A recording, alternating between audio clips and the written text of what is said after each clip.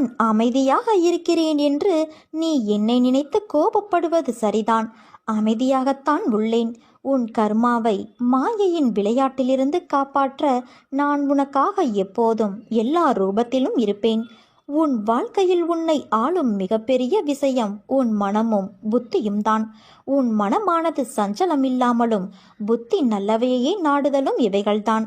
உன் வாழ்க்கையை நேரமானது ஆளும்போது உன் பாதை என்னவென்றும் அதில் நீ எப்படி பயணிக்க வேண்டும் என்றும் உனக்கு புரியும்.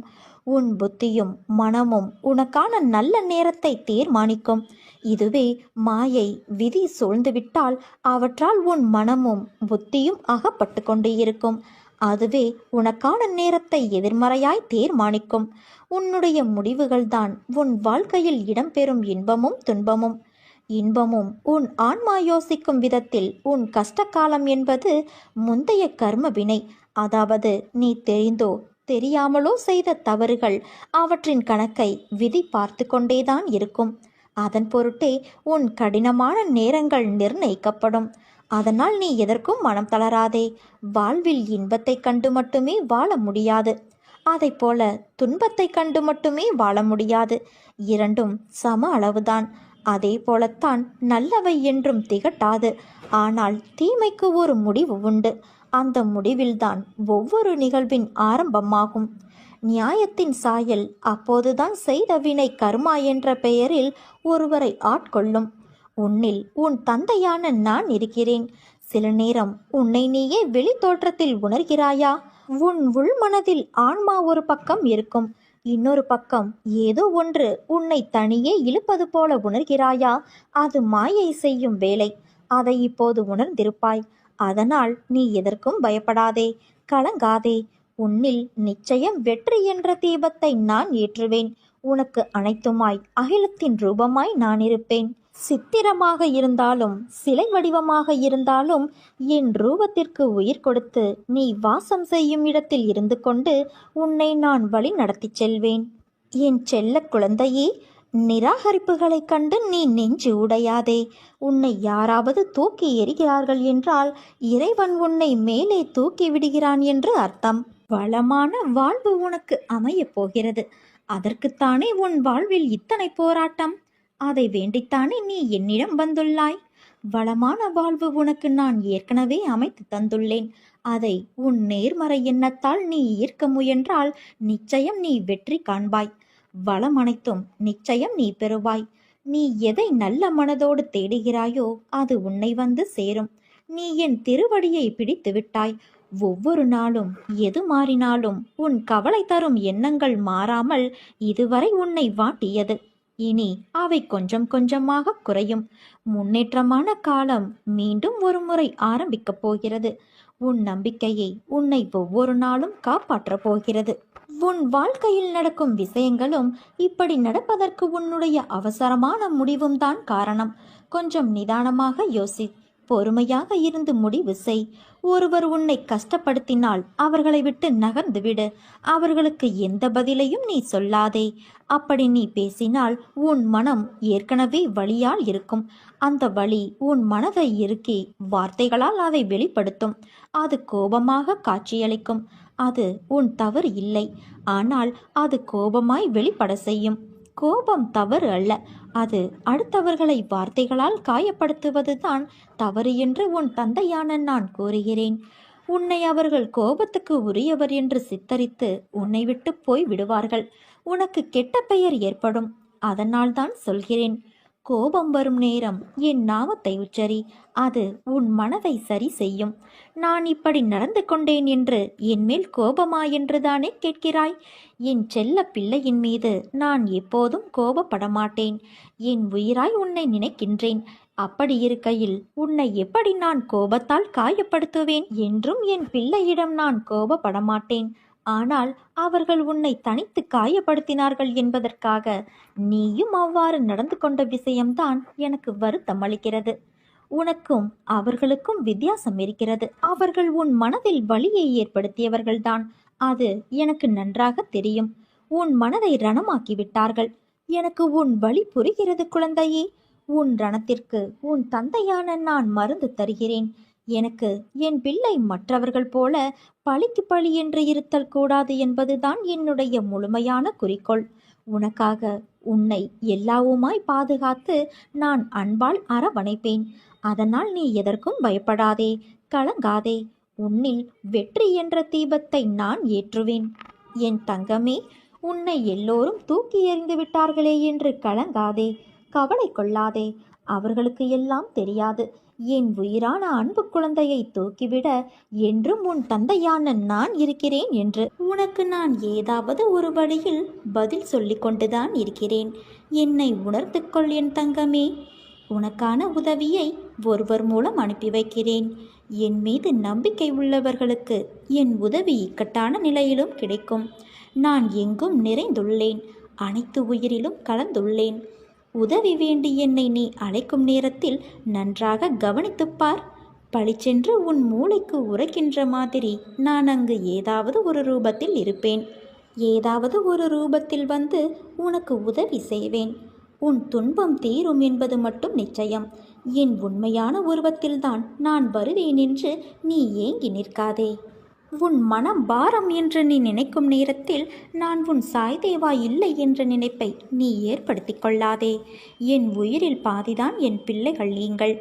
உங்கள் அனைவரின் இதயத்திலும் நான் ஆத்மாவாக உள்ளேன். உனக்கு ஒன்று தர வேண்டும் என்று நான் விரும்பினால் அதற்காக நானே உன்னை தயார் செய்து உனக்கு பொறுமை, நம்பிக்கை, தன்னடக்கம், எதையும் தாங்கும் இதயம் ஆகியவை வருவதற்கு சோதனைகளை வைத்து உன் வினைகளை தீயில் வைத்து பொசுக்கி உன்னை தூய்மையாக்குவேன். ஆனால் இதெல்லாம் ஏன் என்று நீ அறியாத வண்ணம் இருப்பாய். அதை நீ உணரும் தருணம் உன் அப்பா நான் உனக்கு செய்த விஷயங்களை அற்புதமாய் உணர்வாய். அதை இப்போது நீ உணரப் போகின்றாய். புரியவில்லையா? அற்புதம் நிகழப்போகிறது. உன் வாழ்க்கையில் சத்தியமாக அற்புதம் நிகழப்போகிறது. இது சத்திய தேவனின் சத்திய வாக்கு. அதற்குள் ஏன் இவ்வளவு அவசரம்? உன்னுடைய வாழ்வில் எதை நினைத்தாலும் உடனே அதன் முழு பலன் கிடைத்துவிட வேண்டும் என்று நீ ஏன் அவசரப்படுகிறாய்? நீ நினைத்தது நடக்கவில்லை, நாள் தள்ளிக்கொண்டே போகிறதே, என்ன நினைத்தாலும் நடக்காமல் போகிறது என்ற மனக்குழப்பத்திலிருந்து நீ வெளியே வா. முதலில் நடப்பது அனைத்தும் நல்லதிற்கே என்று நினை. நீ நிச்சயம் பூரண ஆசிர்வாதம் பெறுவாய். சிட்டுக்குருவியின் காலில் நூலை கட்டி இழுப்பதைப் போல என்னிடம் நான் தான் உன்னை வரவழைத்தேன். நானே எல்லா நிகழ்வுகளுக்கும் காரணகர்த்தா ஆகும்போது தேவையற்ற முயற்சி, அலைச்சல், குழப்பம் வேண்டாம். நான் அனைத்திலும் இருந்து உன்னை காப்பாற்றி விடுவேன். உனக்கு விடுதலையும் கொடுத்து விடுவேன். நல்லது ஒன்றை அடைய வேண்டும் என்ற சிரத்தை ஒருவனுக்கு இருந்தாலே அவனிடம் இறைவன் குடிகொண்டுள்ளான் என்றே பொருள். இல்லையென்றால் அவனுக்கு மேற்கொண்டு என்ன செய்ய வேண்டும் என்பது கூட தோன்றாது இருக்கலாம். அதனால் நாம் செய்யும் ஒவ்வொரு செயலின் பின்னணியிலும் இறைவன் இருக்கிறார் என்று நம்புபவனுக்கே பிரபஞ்சமும் அதன் இயக்கங்களும் ஒவ்வொன்றாக புரிய வரும். அது மட்டுமல்லாது அண்டத்தில் உள்ளதுதான் பிண்டமாகிய நம்முள்ளும் இருக்கிறது என்ற இறுதி உண்மையும் தெரிய வரும். செய்யும் தொழிலே தெய்வம் என்று செயல்புரிபவனுக்கு தொன்று தொட்டு விளங்கும் அறியாமை என்னும் இருளை போக்கி ஞானத்தை நான் வலிய வந்து தந்திடுவேன் என்று நான் அறிவுறுத்தியிருக்கிறேன். அந்த ஞானம் அடைந்தவனுக்கு வேறு எந்த பாதையிலும் செல்வதற்கு தோன்றாது. உன் கோரிக்கைகள் நிறைவேறாத விஷயத்திலும் கூட நான் தாயை போன்றவள். கோபித்து உட்கார்ந்தால் தாய் தாளாட்டி உணவூட்டுகிறாள். நானும் அப்படியே. இதே போன்று நீ என்னை அறிய முடிந்தால் என் மீது உன் நம்பிக்கை குறையாது. நல்லது என்றும் குழப்பத்தை ஏற்படுத்தாது. தீயது உன்னை நெருங்கினால் உன்னால் ஏற்க முடியாமல் குழப்பம் வரும். இதை விழிப்புணர்வோடு கவனித்தால் தீயவை நெருங்காமல் உன்னை பாதுகாத்து கொள்ளலாம். அனைத்திலும் விழிப்புணர்வு முக்கியம். இந்த விழிப்புணர்வை தருவதுதான் இறையாற்றல். புகழை பொருட்படுத்தாதே, ஆனால் புகழ் பெறுவதற்கு தகுதியுடையவராக உன்னை உருவாக்கிக்கொள். ஆறறிவின் அற்புத ஆற்றலை 6 அடி செல்லும் வரை புரிந்து கொள்ள இயலவில்லை. ஒரு விஷயம் நல்லதா கெட்டதா என்று சந்தேகம் வந்தாலே அது கெட்டதுதான் என்று தாராளமாக முடிவு எடு. நல்லது எப்போதும் குழப்பத்தை உண்டாக்காது. இயற்கையோடு ஒன்றி வாழ்ந்த காலம் மாறி செயற்கையாக மனிதர்கள் திருப்திப்படுவதாக நினைத்து தங்களை தாங்களே ஏமாற்றிக் கொள்கிறார்கள். வாழ்க்கையில் பணத்தை தேடிக்கொண்டே இருக்காதே. கிடைத்ததை அனுபவிக்கவும் நேரம் ஒதுக்கு. நமக்கு நாமே சில நிபந்தனைகளை வைத்துக் கொள்கின்றோம். நிபந்தனையற்ற வாழ்வே சிக்கல்களிலிருந்து விடுபடுவதற்கு ஒரே வழியாகும். காரணமே இல்லாமல் கடும் கோபம் கொண்ட போதும் அருகில் வந்து அமைதியாக கரம் பற்றி அன்போடு அரவணைத்து ஆதரவாக ஆறுதல் கூறும் அழகான நட்பு கிடைப்பது கடினம். கிடைத்தால் அதை ஒருபோதும் இழந்து விடாதே. சந்தோஷமாக இருந்தாலும் சோகமாக இருந்தாலும் நம்மை பக்குவப்பட வைப்பது நம் மனம்தான். நம் மனமே நமக்கு சிறந்த ஆசிரியர். என் தங்கமே, நீ யார் என்று மற்றவர்களுக்கு தெரிய வேண்டும் என்று வாழாதே. இந்த உலகில் நீ யார், உன் கடமை என்ன என்ற எண்ணத்தோடு வாழ பழகிக்கொள். தனிமையை தவிர்த்து விடு. மனம் விட்டு பேசு. உறவுகளிடம் அனுசரணையாக நடந்து கொள். அவமானத்தை பொருட்படுத்தாது அடுத்த கட்டத்திற்கான உந்து சக்தியாக மாற்ற முயற்சி செய். துயரத்தை நினைத்து வருந்தாது அதை மாற்றத்திற்கான மருந்தாக எடுத்துக்கொள். மன அழுத்தம் வராமல் நீ பார்த்துக்கொள் என் குழந்தையே. ஏன் பயப்படுகிறாய்? தைரியமாக இரு. என்னை விரும்பி என்னையே நம்பி இருக்கும் பக்தர்களின் மீது எப்போதும் என் கவனமும் கண்காணிப்பும் இருந்து கொண்டே இருக்கும். அச்சத்தை தவிர்த்துவிடு.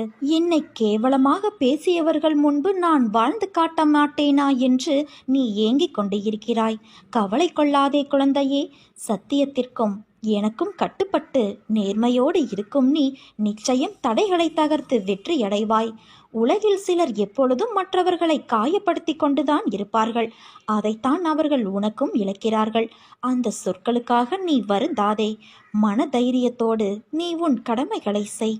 உன்னுடைய ஆற்றலை தேவையற்ற இவர்களிடம் வீணாக்காதே. இதுவரை உன் மனதில் இருந்த வலி, துக்கம், தோல்விகளால் மனம் வெறுத்து போய் பரிதவித்தது எல்லாம் முடிவுறப் போகிறது. உன் உழைப்பிற்கு ஏற்ற பலன் கிடைக்கப் போகிறது. நிம்மதியும் சந்தோஷமும் அழகாய் பூத்து குலுங்கும் வண்ண மலர்களைப் போல இனி உன் வாழ்க்கையில் என்றும் வசந்த காற்று வீசப் போகிறது. உன்னை ஏளனமாக பார்த்து நகைத்தவர்கள் முன்பு கொடியாய் நீ உயர்ந்து நிற்கும் காலம் வெகு தூரத்தில் இல்லை குழந்தையே. என் குழந்தையின் நல்வாழ்வே எனக்கு மகிழ்ச்சியை தரும். நிச்சயம் நீ தடைகளை தகர்த்து வெற்றியடைவாய். நான் அடைய வைப்பேன். கவலைப்படாதே. உனக்கு என்றுமே துணையாக நான் இருக்கின்றேன். உன் வாழ்வில் நீ படும் வேதனைகள் அனைத்தும் பொடி பொடியாக உன்னை விட்டு நீங்கும். நீயும் உன் வாழ்வில் படிப்படியாக முன்னேறி வருவாய்.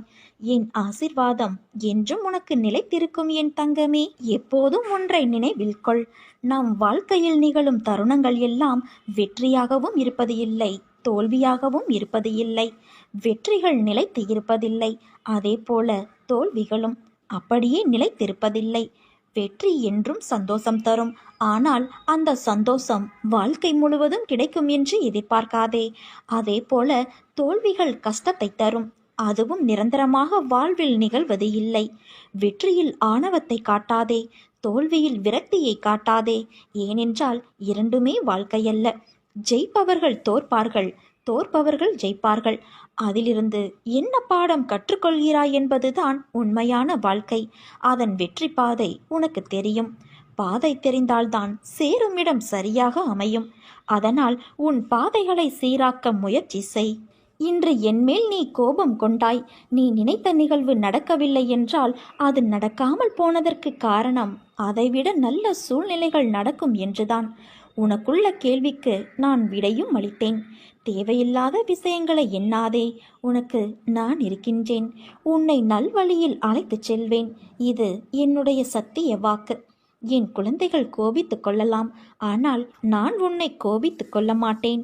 அப்படி நான் கோபம் கொண்டாலும் என் பிள்ளையான உன்னை நல்வழிப்படுத்துவதற்கே என்பதை நீ புரிந்து கொள். என்றும் துணையாயிருந்து என் இதயத்தில் அரவணைத்து உன்னை நான் காப்பேன். பிரார்த்தனை எப்படி செய்ய வேண்டும் தெரியுமா? அப்பாவியானவன் தனது அப்பாவித்தனத்திலிருந்து வெளியே வர வேண்டும். தனது ஒவ்வொரு எண்ணத்தையும் செயலையும் நன்கு ஆராய வேண்டும். இதற்கு புத்தி நன்கு வேலை செய்ய வேண்டும். இந்த புத்தி வேலை செய்ய என்னிடம் பிரார்த்திக்க வேண்டும். என்னிடம் ஒவ்வொரு முறையும் நீ கேட்க வேண்டும். பிரார்த்தனை என்பதே கேட்பதுதானே. எனது இந்த செயல் அப்பாவித்தனமாய் உள்ளது, நான் என்ன செய்ய வேண்டும் என்று நீ என்னிடம் கேள். இந்த பிரார்த்தனையை நம்பிக்கையோடும் பொறுமையோடும் செய்ய வேண்டும். நான் அதற்கு நிச்சயம் உனக்கு வழிகாட்டுவேன் குழந்தையே. புத்தியில் தெளிவை தருவேன். நல்லவர்களை நான் என்றுமே கைவிட மாட்டேன். கெட்டவர்களை கெடுக்க மாட்டேன். மாறாக கெட்டவர்களை நல்வழிப்படுத்துவேன். நீ என்னை தரிசிக்கும் போது அனுபவிக்கும் ஆனந்தத்தைப் போல உன் தரிசனத்தால் நானும் அதே ஆனந்தத்தை அனுபவிப்பேன். என் மீது நம்பிக்கையோடு நீ இரு.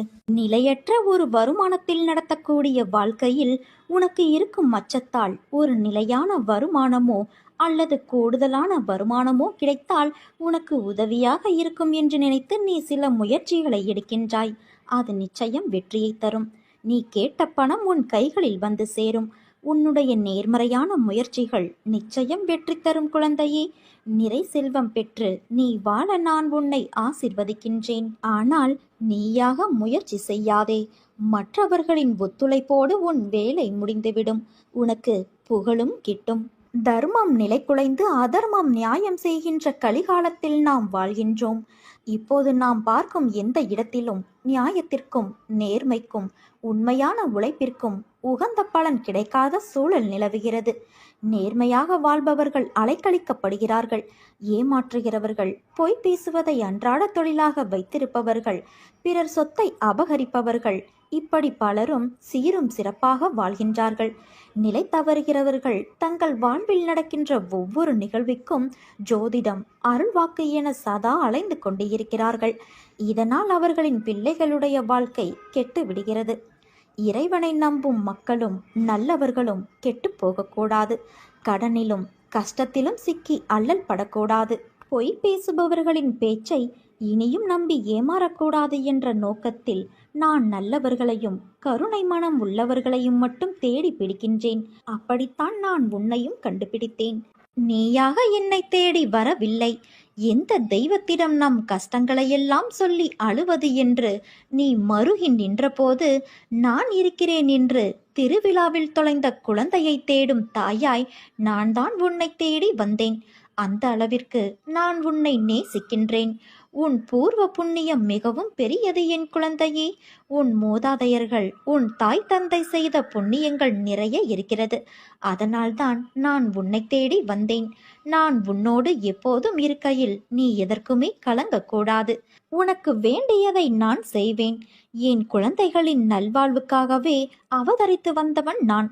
நீயோ நான் தேடி கண்டுபிடித்த புதையல். இந்த புதையலை திரும்பவும் மண்ணில் வீசி எறிய நான் விடமாட்டேன் குழந்தையே. என் குழந்தையான உன்னை கண்ணின் மணியாக பாதுகாப்பேன்.